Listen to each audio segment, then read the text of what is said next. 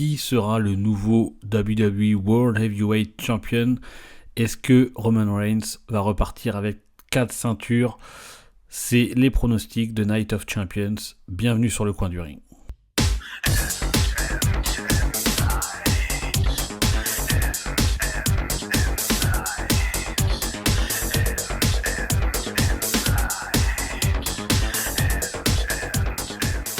Salut à tous, c'est Biff et bienvenue sur le coin du ring pour les pronostics de Night of Champions qui aura lieu samedi. Alors samedi avec une heure particulière puisque c'est en Arabie Saoudite.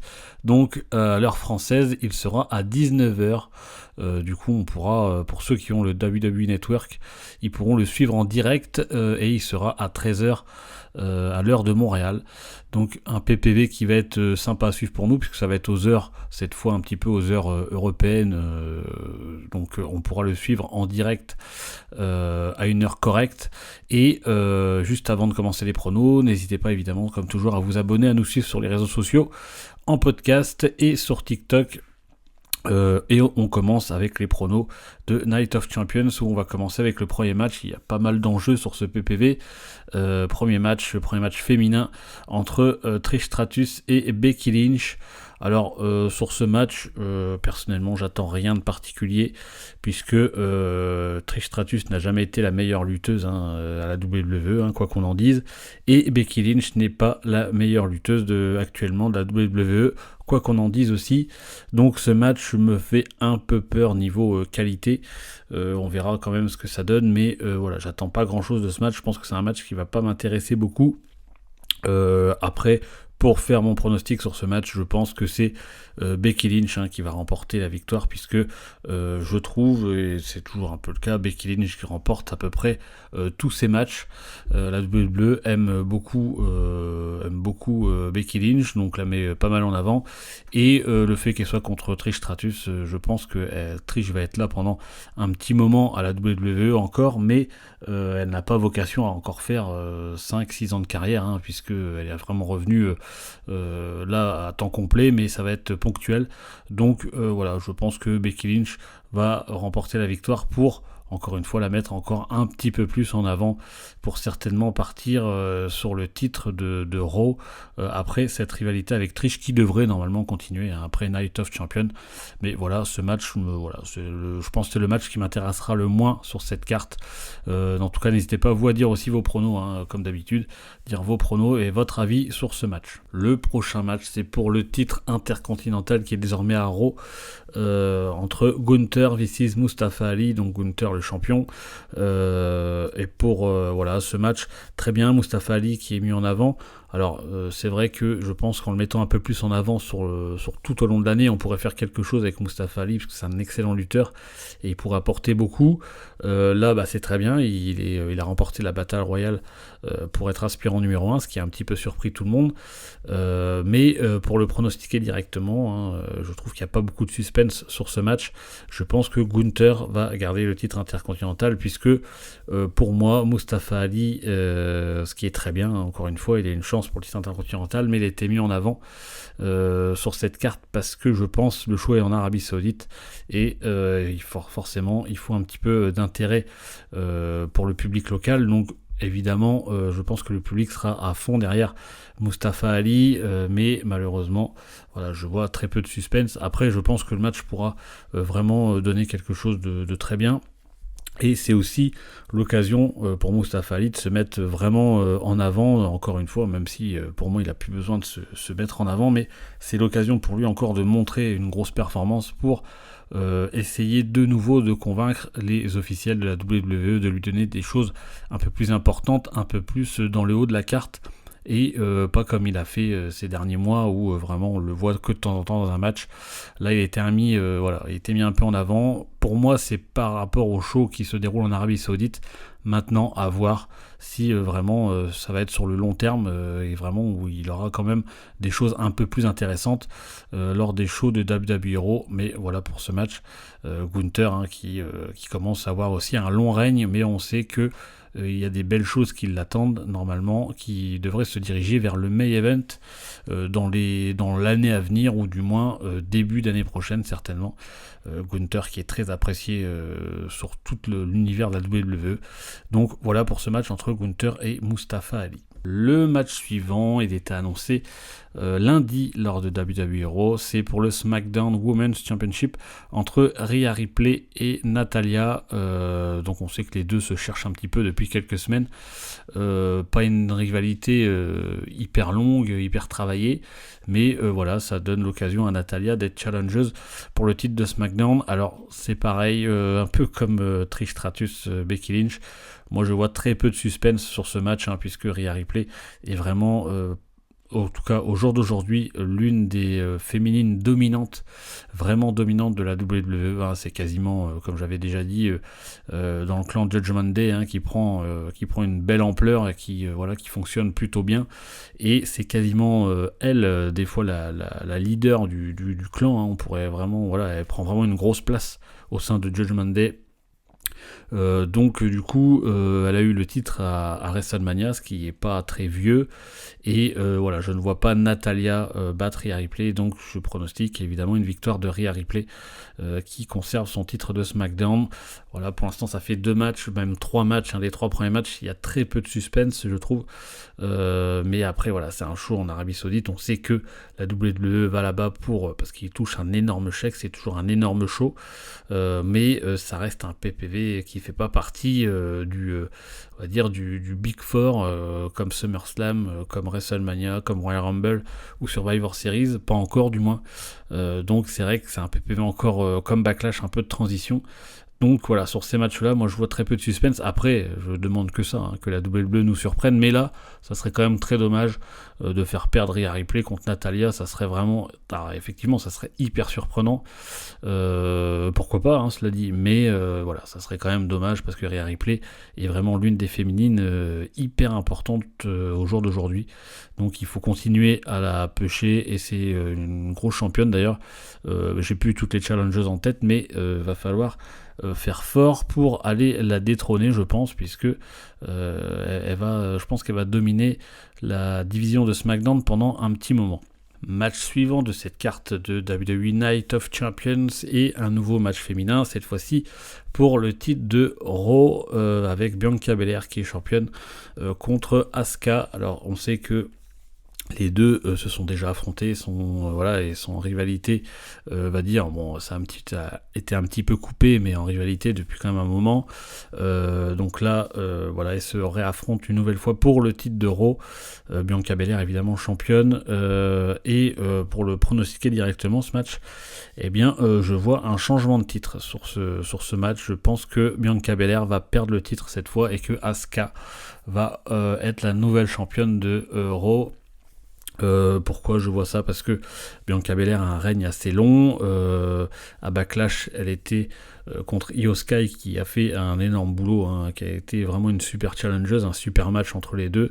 Donc elle a de nouveau gardé son titre, mais pour Io Sky, c'était, comme je l'avais dit aussi, une challengeuse qui était un petit peu mis là pour la montée, elle, mais c'était encore trop tôt pour qu'elle gagne le titre. C'était pas quelque chose d'assez travaillé, d'assez mis en avant pour qu'elle gagne le titre. Bianca Belair est à la WWE depuis un moment, elle a aussi un très long règne, elle a dépassé les 500 jours de règne pour le titre de Raw. On parle beaucoup de Roman Reigns, mais c'est vrai que Bianca Belair, ça fait un moment. Et là, contre Asuka, je pense que cette fois, c'est le moment pour Asuka de reprendre le titre, et pour Bianca Belair de perdre le titre de Raw, sachant aussi qu'on parle éventuellement d'un turn heel pour Bianca Belair prochainement, donc ce qui serait l'occasion aussi, le fait qu'elle perde le titre, de vriller un petit peu, de devenir un petit peu plus méchante, et peut-être faire le turn heel, parce que j'ai vu la news passer que c'est en projet. Alors pour quand, on sait pas trop, c'est vrai, mais là ça serait l'occasion quand même, comme je dis, si elle bat encore Asuka, ça va un peu devenir comme Roman Reigns, on va se dire mais ouais, alors bon, qui va pouvoir détrôner Bianca Belair quoi à force. Mais c'est vrai que Bianca Belair est une excellente performeuse, et c'est tous ces matchs depuis WrestleMania, elle fait des matchs 5 étoiles, enfin les matchs féminins étaient vraiment exceptionnels à Backlash. C'était quasiment mon match préféré avec Bianca et Io Sky. C'était vraiment un super match là contre Asuka. Je pense qu'on va encore avoir un match extraordinaire. Mais voilà, je la vois perdre le titre, donc un changement de titre pour l'instant sur ce PPV. N'hésitez pas vous à me dire ce que vous pensez de ce match et à pronostiquer sur les réseaux sociaux ou sur YouTube directement si vous êtes sur YouTube. Voilà pour ce match. Et on poursuit avec le match suivant où là on arrive dans les gros matchs avec pas de titre en jeu cette fois, mais Cody Rhodes contre Brock Lesnar, la revanche de Backlash, où on a pu voir la victoire de Cody Rhodes. Alors on a vu lundi à Raw plusieurs attaques même de Brock Lesnar très violentes sur le bras de Cody Rhodes, qui pendant tout le show a mis l'incertitude si Cody Rhodes n'allait pas être retiré de Night of Champions, parce que voilà, Brock Lesnar s'est acharné un petit peu sur son bras. Triple H en fin de show a confirmé que Cody Rhodes serait bien à Night of Champions. Il a déjà combattu avec un pectoral blessé contre Seth Rollins. Là, bon, alors évidemment, la blessure au pectoral était réelle. Là, la blessure sur le bras, voilà, tout est dans la storyline, évidemment, mais il va être quand même fortement diminué, je pense, pour Night of Champions. Et pour le pronostiquer, c'est pour ça que je vois une victoire de Brock Lesnar sur Cody Rhodes, qui serait, je pense, normal, puisque à Backlash on a pu voir la victoire de Cody Rhodes. Là, Brock Lesnar, je pense, va remporter la victoire, et je pense qu'on aura un troisième match entre les deux. Alors peut-être pas pour Money in the Bank, mais plutôt pour SummerSlam, je pense, où là ça sera un petit peu ce qui marquera certainement la fin de la rivalité entre les deux lutteurs. Mais c'est exactement ce que moi j'attendais. Par exemple, je trouvais que mettre Cody Rhodes dans le main event de WrestleMania, c'était beaucoup trop tôt vu son absence en 2022. Et là, et c'est ce genre de rivalité-là, je pense qu'il va pouvoir le faire monter, le faire grimper, pour essayer d'aller attraper. Alors maintenant, il est à Raw, donc ça sera pas, normalement, ce sera pas le titre de Roman Reigns, mais du moins pour aller challenger le prochain champion World Heavyweight. Après, peut-être qu'il ira quand même challenger Roman Reigns, et il sera, s'il le bat, il sera à SmackDown, je sais pas, mais en tout cas voilà, c'est ce genre de rivalité, de grosse rivalité avec Brock Lesnar par exemple, et des grosses superstars qui vont le faire monter, même si je sais que il est extrêmement populaire dans tout l'univers de la WWE. À chaque fois il prend une grosse pop, il fait partie des top face, mais moi je trouve que c'était un peu trop tôt, et ce genre de match, ce genre de rivalité, ce genre d'histoire pourra le faire monter encore plus, pour qu'il soit, quand il sera champion, parce que pour moi il va devenir champion à un moment donné, qu'il soit crédible, archi crédible. Donc moi je trouve ça très bien.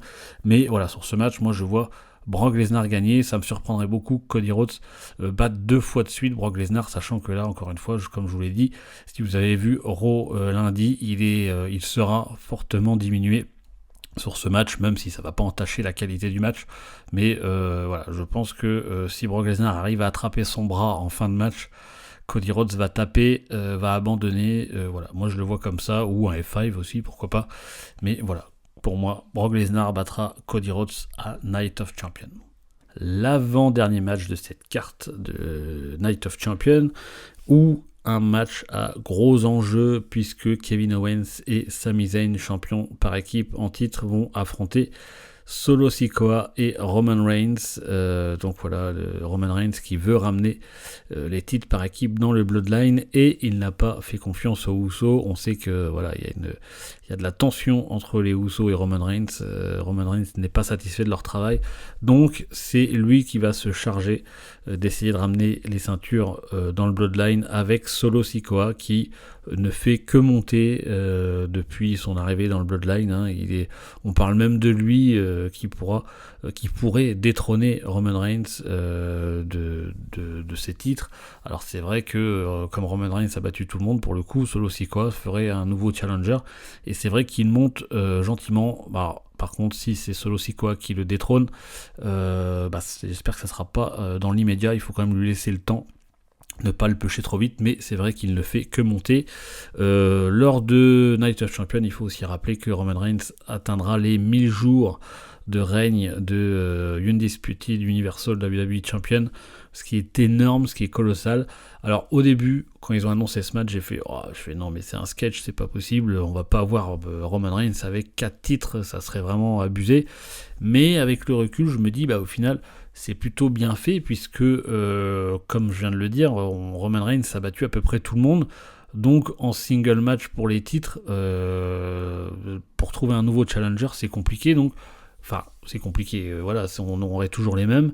Donc du coup, le fait qu'ils partent sur les titres par équipe, je me dis c'est plutôt une bonne idée puisque pour l'instant, il n'y a pas de challenger, on va dire assez. C'est comme ça que la WWE le raconte, du moins, assez haut, assez de qualité pour battre Roman Reigns. Donc on le fait partir sur autre chose, sur les titres par équipe, et ce qui aussi poursuit cette rivalité qui dure depuis très longtemps, mais qui est qui n'est pas lassante, qui est extrêmement bien faite. C'est un peu avec parcimonie, donc c'est plutôt bien. Donc cette rivalité continue avec Kevin Owens et Sami Zayn. Alors, finalement, je trouve ça plutôt pas mal, plutôt cohérent. Ce match, ça va être le gros suspense. Est-ce que vraiment Kevin Owens qu'on a vu et Sami Zayn qui s'entendent pas forcément, on a vu quelques petites tensions, mais ça a toujours été entre les deux, donc ça peut mettre des petits doutes, mais Roman Reigns et Solo Sikoa, eux ont l'air de plutôt, même si on a vu un léger coup d'épaule de Roman Reigns lors de SmackDown, c'est surtout avec les Usos où vraiment là il y a une sorte de, quand même une cassure. Et c'est là que ça peut jouer. Et moi, pour le pronostiquer ce match, même si j'ai hésité longtemps, je vois Kevin Owens et Sami Zayn garder les titres par équipe contre Roman Reigns et Solo Sikoa, parce que moi je pense, alors je sais pas sur ce match, je sais pas si ça va se passer comme ça, mais pourquoi pas les Usos cette fois venir et éventuellement pour aider Kevin Owens et Sami Zayn. Roman Reigns va sûrement les engueuler et au final ils vont aussi frapper Roman Reigns. Je le vois plutôt comme ça, ce qui amènera un match, on l'a déjà plus ou moins annoncé que c'était dans les plans pour Money in the Bank, The Usos contre Roman Reigns et Solo Sikoa, donc ce qui veut dire que les Usos ne feraient plus partie du Bloodline. Donc moi je le vois comme ça, et cette fois je verrai bien les Usos quitter le Bloodline et attaquer Roman Reigns. Donc c'est pour ça que je vois Kevin Owens et Sami Zayn garder les titres par équipe. Encore une fois, ça serait bien, parce que c'est vrai que si Roman Reigns et Solo Sikoa deviennent champions par équipe, après c'est qui va partir pour les... Roman Reigns, il y aurait trop de trucs sur lui, quoi. On peut pas... faudra aller le chercher pour aller détrôner les titres par équipe, pour aller prendre le titre Universal, Undisputed Universal, ça ferait quand même beaucoup de choses. Donc moi je vois comme ça. Au final, j'avais longtemps hésité, mais au final, je ne pense pas que Roman Reigns se retrouvera avec 4 ceintures. C'est dommage, parce que ça aurait pu être bien pour Solo Sikoa d'être champion par équipe, de commencer par ce titre pour monter gentiment, mais c'est pas avec Roman Reigns qu'il faut le faire. Il aurait fallu trouver quelqu'un d'autre. Mais en tout cas, voilà sur ce match. Dites-moi aussi vous en commentaire ce que vous pensez du match et votre pronostic.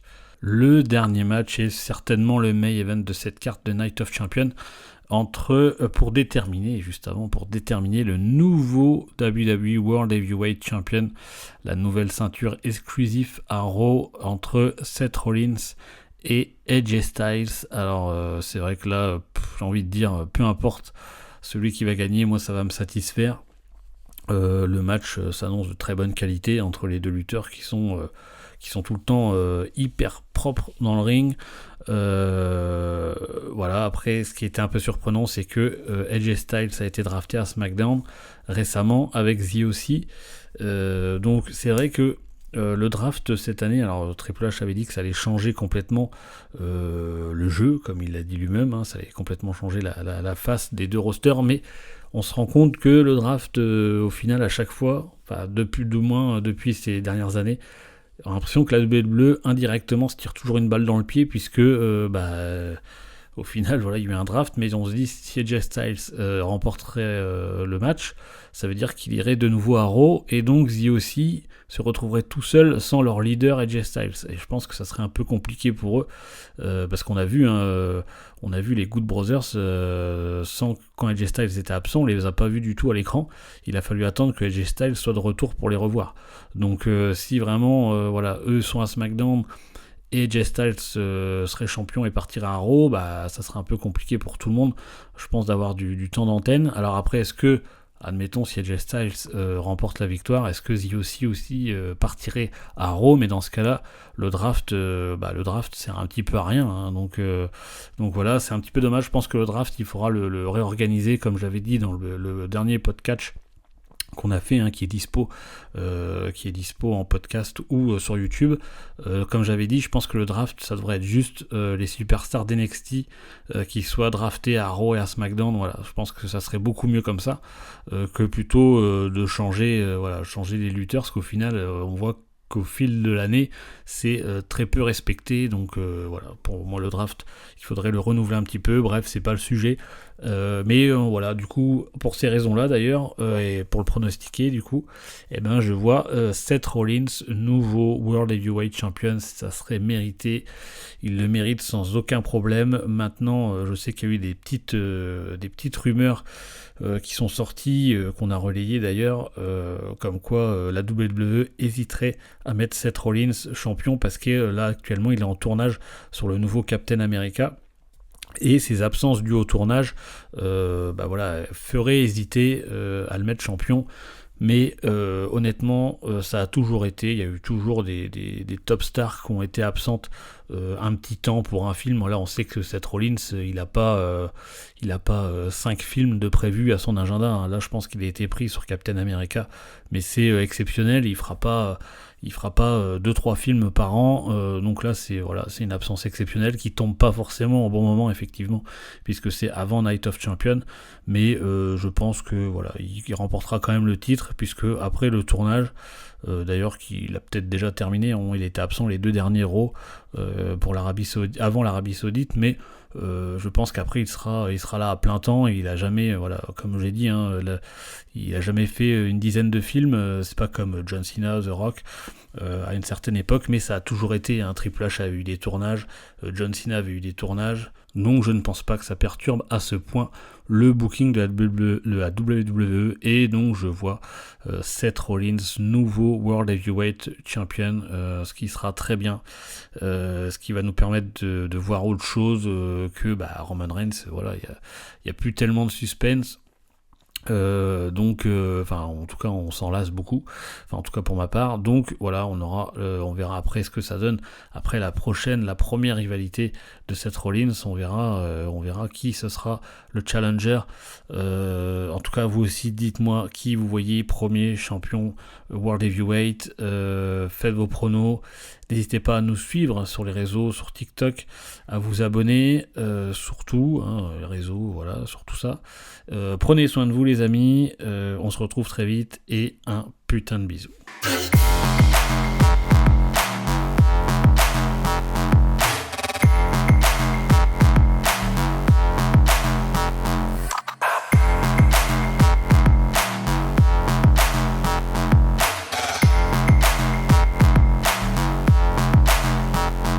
Time.